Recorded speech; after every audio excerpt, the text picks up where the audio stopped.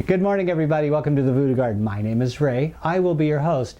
And as you can tell, the look of the Voodoo Garden has changed just a little bit. I know some people didn't like the color scheme. Some people love the color scheme. People aren't going to like this. But I got to tell you, first and foremost, when it comes to the Voodoo Garden, I want to let you know so that there are no misconceptions as to what I'm doing here. My Voodoo Garden is not the perfect growing environment. So those of you who tune in and you're looking for the perfect growing environment, you probably got the wrong channel. But what I like to do here is I like to make it the most comfortable setting for me. And every time I walked into this room, I saw that green and that blue, and those two colors just drove me nuts. And I really wasn't happy. So I have to be happy in my happy spot. So I decided to change the color. And so I was asking everybody, what color do you think would be good? And they gave me a lot of good ideas. And what I settled on was flat white. And you might be asking yourself, why flat white? That's kind of generic, right? I'll tell you why. Because flat white paint is basically a no-sheen paint. And I painted it flat white because when the light hits it, it refracts it the most evenly of all the different materials and colors that you can possibly get. It reflects it into a nice warm glow. And that's what I want because it's easier on my eyes. I could put Mylar on my walls and my ceiling or foil or make it really glossy and stuff, but even though that may give me more light reflection or light reflection, I keep mixing up reflection and refraction. It's my old brain. But even though Mylar would probably be the best for getting the most bang for my buck out of the lights, I'm not looking for that. I could put in tons more lights in my room and get it really bright and really go crazy in here, but that's not what I'm looking for. I'm looking for a place that's comfortable, it's kind of like a little haven for me, and a place that I enjoy being. So if I added more lights, it would hurt my eyes too much. And if I put Mylar on here, you remember I had foil on the other Voodoo Garden? I didn't like that. It did help the plants grow well, but I really didn't like it. I didn't like going into a metal looking room. It just didn't look good for me. For a little grow box, foil or Mylar may be good, but for a room that I have to actually sit in and enjoy myself in, it wasn't for me. So flat white is the best choice with a little bit of forest green trim. So I figured, oh, that'll probably set it off just a little bit. And it works. It works for me. So now that I got the color scheme down and I've explained to you why I did what I did, let's get on to something that's going to be a little bit fun. And you need to stop leaning against, there we go. He's a little clingy. Okay, what I want to show you today is how to get some fun out of your Voodoo Garden. Everybody has their own Voodoo Garden. Everybody that tunes in here generally has an area where they're growing something indoors and they tune in to get a little bit of advice and some helpful tips and to just see what I'm doing in my Voodoo Garden so maybe they can do it in their Voodoo Garden. And I enjoy doing that with you. So first of all, let's get started. This here is called a dragon tree. And a dragon tree, there's a bug crawling across my floor. A dragon, I have bugs in here. I've shown you the millipedes. I have beetles now. I don't know why I have beetles in here, but they don't seem to be harming anything. But the dragon tree isn't really a tree. Yeah, the dragon fruit, well, it's dragon fruit. There's a dragon fruit and there's a dragon tree. Dragon tree is called a Dracaena or a Dracaena marginata. And that is one of those ones with the stalks and the splays of leaves. I call this a dragon tree, but it's really a dragon fruit. Dragon fruit is nothing more than a vine. Generally, people will grow it on a prop, like a piece of wood, and tie it there. And it looks kind of like a tree, but it's not. It's a vine, and it's so easy to grow and so much fun to grow, and the fruit is delicious to some people. I tried it and I liked it, but I didn't like all the little thorns and stuff. But I'm going to show you how to get the most bang from your buck for that. So come on over, sit right here, and let's do this real quick, because I got a couple other things I want to show you, and I don't want to have to go on and on and on. So let's get started with this, okay? Let's move Mr. Purple Passion. That's second in line, but let's first get to this. For those of you who are new here, this is the main trunk of a dragon fruit plant. And what I did was I just cut it off, and I laid it in here, and it set down roots. And it continued to grow. These things are very, very easy to root. They're not hard at all. Oh, by the way, I want to show you something. Some people think I'm making up stuff. This is that stupid beetle. Remember I said there was a beetle in here? Well, yeah, see? Okay. Well, anyway, I think I think he likes it in there. Yeah, go you. Okay, well, Mr. Beetle likes it in there. Anyway, I laid it in here and it sent down roots. All of these little things that you see here, these little hairs, not the spines, but the hairs, those will form roots if they hit the soil. And that's what I did. I put one going this way and one going that way. I've been pruning it every now and then because these things will grow crazy long, really super long, and sometimes they get really heavy and they'll snap right off because get in real close and take a look at what it's holding on by. Isn't that nuts? That thing is so thin, it's just amazing to know that this entire part hanging down here, and that is a big piece, that's like 1.5 feet long, is all hanging on by this little tiny thread of a stalk. That's a lot of weight. So what I'm going to do is I'm going to prune this, and I'm going to start new plants and relieve the weight on that little joint all at the same time. Generally, shears like this are not sharp enough. Yeah, they will snip off stems, but they don't cut like a razor. So you want to make sure you get something that's very sharp. This is an actual razor blade, and this is going to slice through like butter. You got to be very careful when you grab these because they have thorns just like a cactus, and it can make for a very unpleasant day. All I'm going to do is I'm going to slice through. Come on, this won't hurt a bit. Slice. There. Perfect. Let's get up close and show you what's underneath it. See all these little legs? These will form roots when they hit the soil. So let's toss it in the soil and get it growing.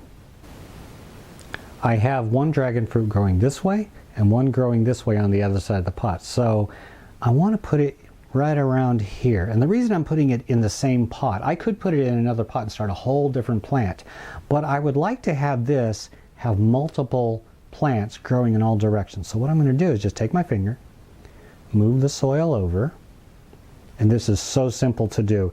Dragon fruit is very easy to root, and the reason it's a lot easier than most plants is because it's very much like a cactus. It stores so much energy in its stem that it can live for weeks and weeks and weeks while the roots take hold.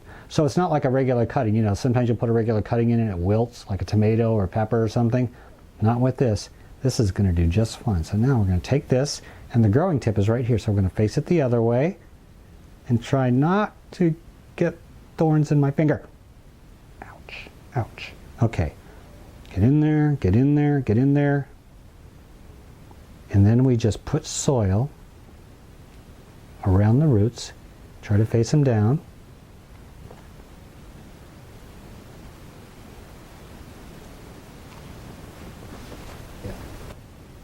There.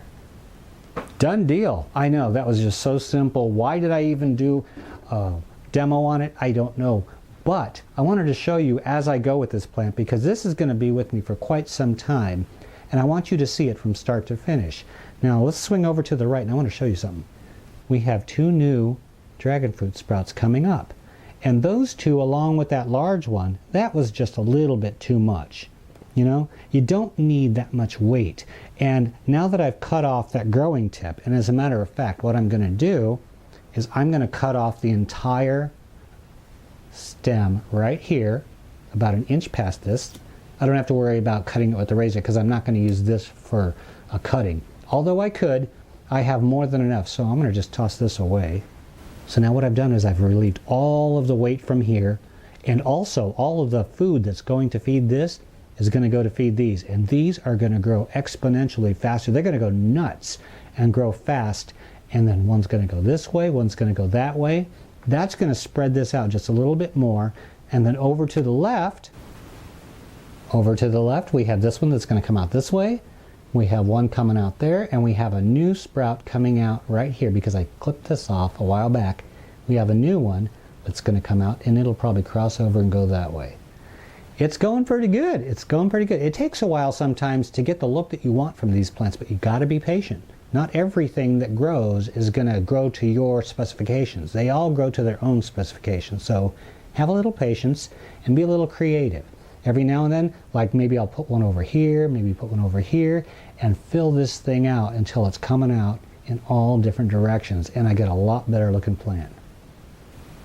This little beauty is called a Gynura, or a common name is purple passion plant or cascading velvet. They are a beautiful indoor plant, you know, whereas a lot of plants are green and you get kind of tired of it. If you want something original, get yourself one of these. They grow really well under moderate light. They don't need bright light. As a matter of fact, bright light tends to send them into a growth spurt and they lose a lot of their purple. So give them moderate light and they'll do just fine. Now this one was growing straight up. It was a really small plant. It was growing straight up, but now that it's getting bigger, it's starting to get overloaded, and it's going to start vining down. That's what we want it to do.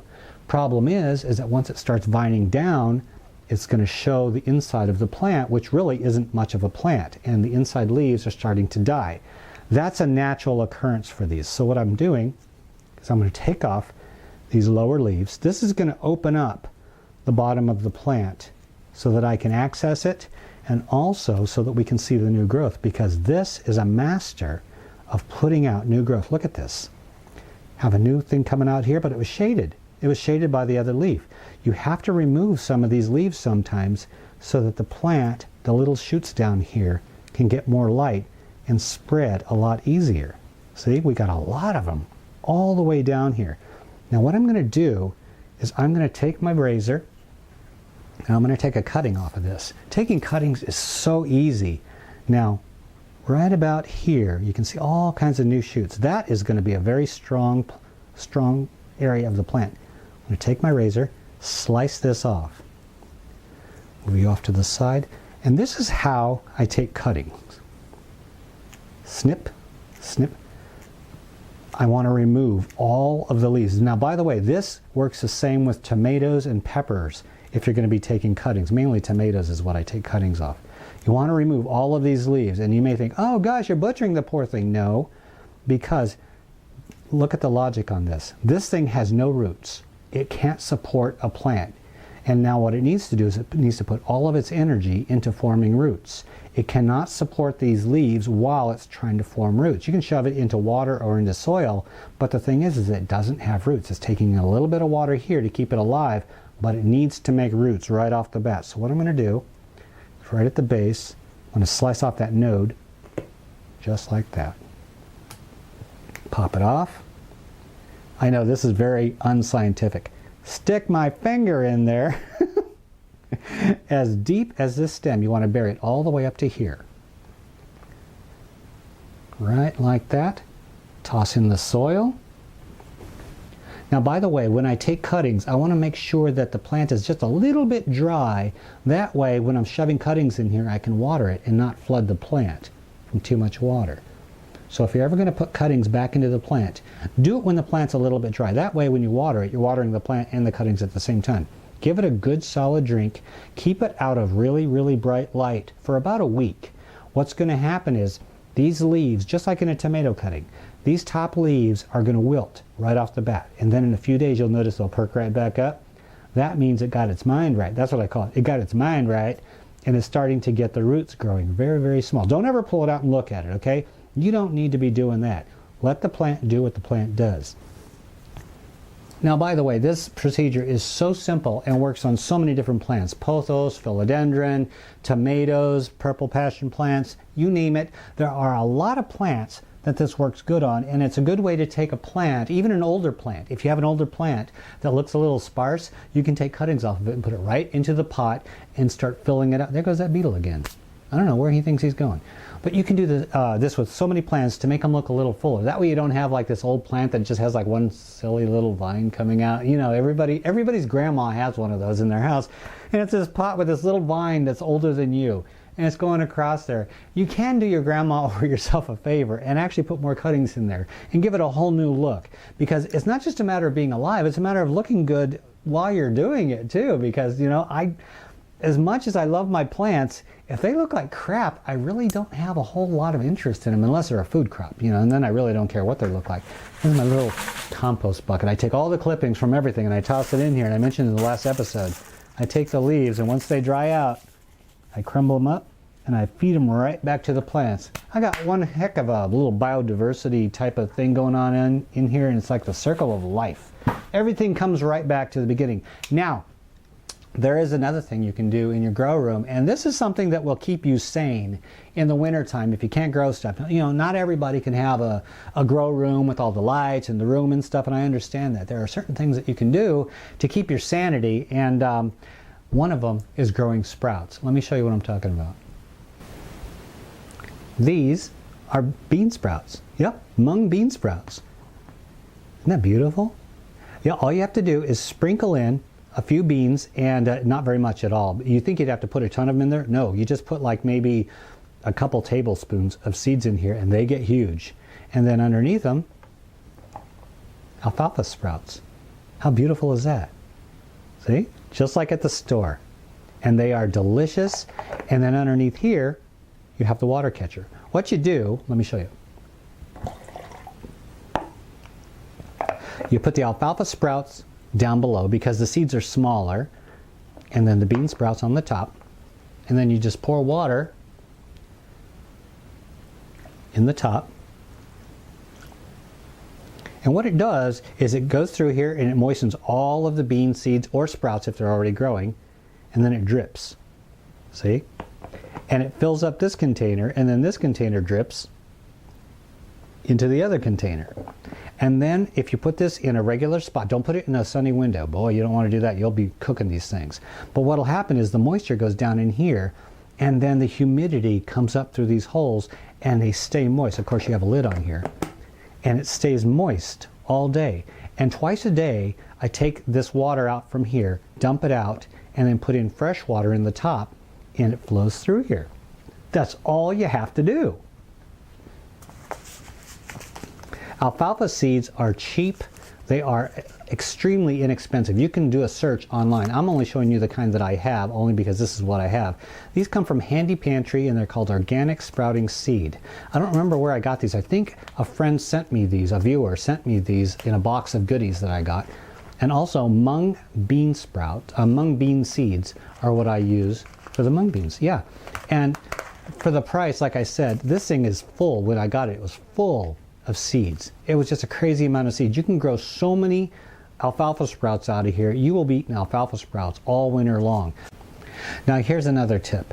When you have your sprouts growing, once they get to be like regular sized sprouts, take this one off of the top, take the lid off, and set both of these in a lit location, and within 2 days these will turn the deepest, most beautiful green. And what that does is it turns them from being the delicate, anemic, delicious sprouts that you're used to into being, they're still going to be soft, but what they're going to do is they're going to take the sunlight, turn it into chlorophyll, turn it into nutrients, and you are going to increase and boost the nutrients in these like you would not believe. So you're not only going to have good sprouts, you're going to have healthier sprouts than you could ever get from the grocery store.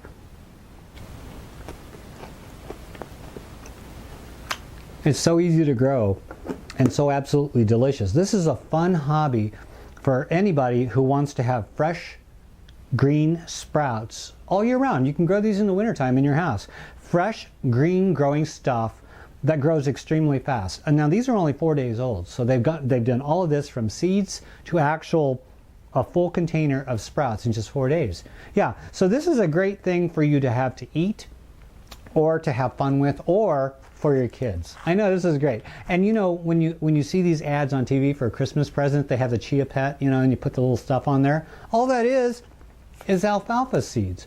You're paying a fortune to get some stupid piece of clay that you put this weird glue on, and you put alfalfa seeds on it. Just put these in a bowl and grow your own sprouts. And it's going to be something fun, it's going to be something easy, something delicious, something that's good for you. And if you want to grow something green, and I know this doesn't compare to growing indoor plants, it's just something green to grow, but it's also something that's good for you. And I wanted to mention that because there are a lot of different things that you can do with growing stuff, and it doesn't always have to be the standard, throw a plant in a pot and buy all these lights and do all of this crazy stuff. You don't have to do that. There are so many different original things that you can do. And take a look at one last thing I want to show you on the Voodoo Garden. Two last things I want to show you on the Voodoo Garden. I'm going to have to swing the camera over there, but I want to show you something that you can do that is just as easy, and it's also a gift from a viewer. Take a look over here. Now, for those of you who have tuned in throughout the months, you know what this is. For those of you who are new, can you guess what this is? Come on, take a wild guess. This is sugar cane. Yes, this is actually sugar cane growing in my basement. Now, for those of you who are a little skeptical about growing indoors and you wonder how could it be fun, let me tell you something. If you're growing sugar cane in your house in the winter, you're doing something fun and you're doing something awful right. And you know, you don't have to have anything special to do it. A viewer loved the idea of the Voodoo Garden so much, he sent me these little cuttings of sugar cane. You can get these at the grocery store too. You take these sugar canes and you just bury them in the soil, and if you go back a couple episodes, you'll see what I did. And I buried a few of them in the soil, added some water, and look, I'm growing sugarcane, and I just have it underneath a couple bulbs. There is nothing special that you need. Now, of course, this is not going to grow up to be 10 foot tall, big old thick sugarcane, but you know what? I'm having a blast doing it. And when people come over to your house and they ask, well, what is that thing? You say, sugarcane. And they're going to take a double take, aren't they? Sugarcane indoors. This plant, I didn't know what it was. I asked people to identify it, and they said, well, it's some kind of a vine. And, well, of course, they were right. It was a vine. And a couple episodes back, I showed how this was growing a bean pod. Remember the bean pod? Yeah, it was a couple episodes back. Well, let me show you what happened to the bean pod. By the way, this is a bean plant. This is what happened to the bean pod. It ripened. Yep. And I wanted to do this for you right on... Whoop, well, there it goes. I wanted to do this for you so you can actually get an idea of what you can do inside. Look at this. You just split the pod open. I took it until it was full grown, let it start to dry, and just like outdoor beans, I pulled the bean off, and it's hard for me to open this up, but look. Beans. Okay. Try not to drop them all over the place. Take a look. One little seed, I got me a whole bunch of bean seeds, and these are all dried and ready to grow, and I can grow these inside. And these all came from this plant. Let me put these seeds down so I can show you this plant, because this plant is remarkable. This is, it's not remarkable in the type of plant that it is. It's remarkable in what you can do with so little. Like I keep saying, you don't need anything expensive or extravagant. You don't need to go all out when you're gardening, whether it's outdoors or indoors. This plant is growing underneath a bulb inside, and it was vining, and I clipped it off. I clipped the tip off, see, right here, and I cut the vine off right here where it had the bean, and look at what we got going on here. Look at that. All kinds of new growth, and I believe these are all going to be flowers. So I've already gotten one bean, I clipped it off, and it looks like I'm going to get a harvest. I'm going to get a huge harvest of beans out of one seed in one pot, growing it indoors. Beans, onions, and sugarcane all in the Voodoo Garden. It's the mantra I have for the Voodoo Garden, that all things are possible. If you can imagine it, you can grow it. And that's what the Voodoo Garden's all about. It's not a matter of being the best. It's not a matter of being the largest. It's not a matter of doing everything right. I accept my failures and I just keep moving on. But you know, I'm having fun. And that's the whole thing behind the Voodoo Garden, the whole core, and this is why I do that. The whole core of the Voodoo Garden is to enjoy yourself. And that's where the magic begins in indoor gardening. And that's what, I guess, what the voodoo part of the garden is that all things are possible if you can just imagine it and you don't have the fear of giving it a try. Give it a try. If it doesn't work, so what? If it does work, it's all the better. You know, I grew beans. I'm eating beans. I'm eating bean sprouts. I'm growing sugarcane in my house, and I'm nothing special. I'm no more different than you guys, only I just am a little bit crazier than some, and I do things even when people tell me I can't. And the people that come here into the Voodoo Garden, I think we're in good company. I think we're all in good company because we're all just a little bit crazy. And if you want to grow sugarcane, do it. Do it. Just go to your store, get a sugarcane, and do it. If you want to grow pomegranate, if you want to grow coffee, a pineapple, you know, we're growing all kinds of funky stuff in the Voodoo Garden, and it's all because we enjoy growing and we want to do something a little bit out of the ordinary and walk a different path. And that's what the Voodoo Garden's for. The Voodoo Garden is for you and me. People who like to walk a different path and do things a little bit differently. And that's what separates this grow room from every other grow room on the planet. We do things differently, and we enjoy ourselves while we do it. Okay. Enough going on and on and on. I'm going to eat my plant. I'm going to go upstairs and eat my plant for lunch, all the sprouts, because it is harvest time and I'm going to start a whole new crop. If you want to grow sprouts, I definitely recommend it. It is a fun thing to grow. It's delicious, it's nutritious, and also all the other stuff in the Voodoo Garden. If you ever have any questions about what I'm doing on here, post a comment, send me a letter. If you want to send me a letter live, send it to the address listed below. If you just go below this video and click show more, it'll show my address and you can send me a letter and I'll read it on the air. And if you ever have anything that you want me to grow in the Voodoo Garden, if you want to send it to me, go ahead and send it to me. I can't guarantee I'm going to grow everything, but I can't guarantee I'm going to grow it in the Voodoo Garden, but I will make you a promise.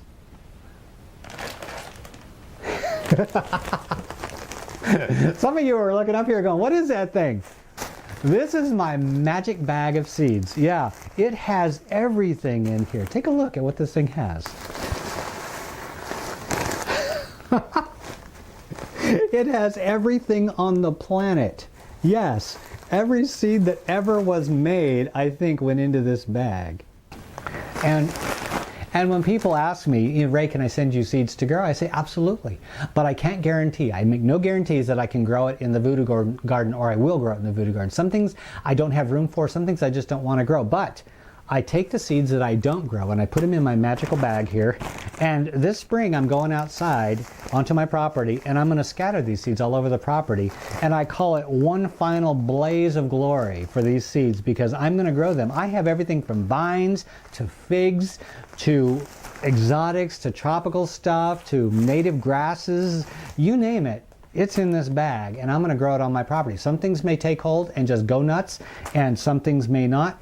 I don't know. I even have a bag of popcorn. Yeah, I do. I have 1 gallon of popcorn seeds because I bought popcorn on sale and it really sucked. It's hard to get popcorn that sucks, right? You think popcorn is popcorn. Well, no. I found some popcorn seed that was generic and it was on sale and I popped it up and I was like, ugh. It made me sad inside. So I took it and I put it in a gallon bag. I'm going to grow popcorn all over my property. So, no, this just goes to show you all the weird things that go on in the voodoo garden. And this summer, I'm going to take the voodoo garden on the road out into my property. I'm going to start growing these outdoors. So, yes, if you do want to grow, send something for me to grow, feel free to do that. I really do appreciate everything that comes my way. Okay, I got to get going, everybody. Thanks for joining me for another fun episode in the voodoo garden. This is Ray. I'm out of here. Back you go.